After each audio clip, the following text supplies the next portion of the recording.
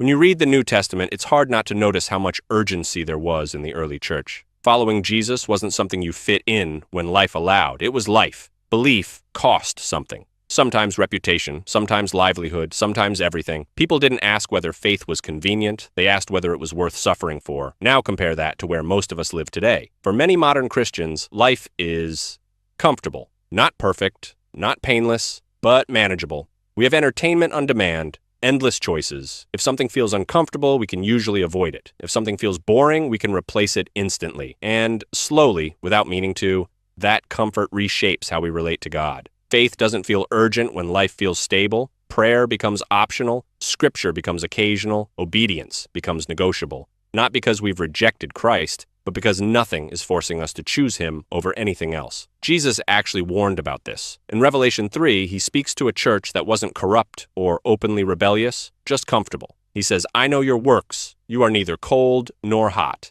Because you are lukewarm, I will spit you out of my mouth." Revelation 3:15-16.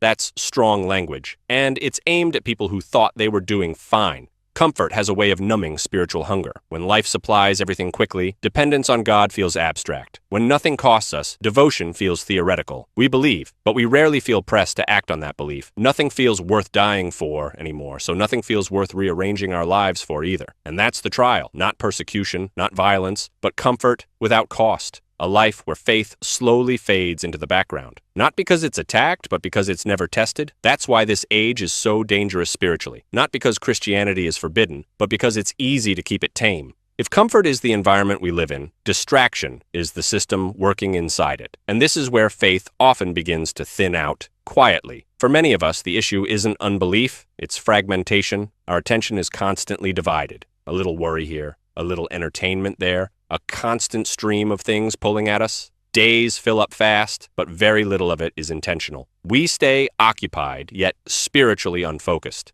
Think about how often we say things like, "I'll read scripture later," or "I'll pray when things slow down." That sounds reasonable, responsible even, but later has a way of never arriving. Faith isn't rejected, it's postponed. And postponed long enough, it starts to weaken. Jesus described this exact pattern long before our modern world existed. In Mark 4, he talks about seed that falls among thorns. The seed takes root. Growth begins, but then it gets choked. Not destroyed outright, just crowded out. Jesus explains that the worries of life, the deceitfulness of wealth, and the desire for other things slowly suffocate it. Mark 4:18-19. No persecution, no dramatic fall, just too much competing for space. That's the danger of distraction. It doesn't demand a choice against God. It simply fills life so completely that choosing him becomes rare. Silence feels unproductive. Stillness feels unnecessary. Yet Scripture says, "Be still and know that I am God." Psalm 46:10.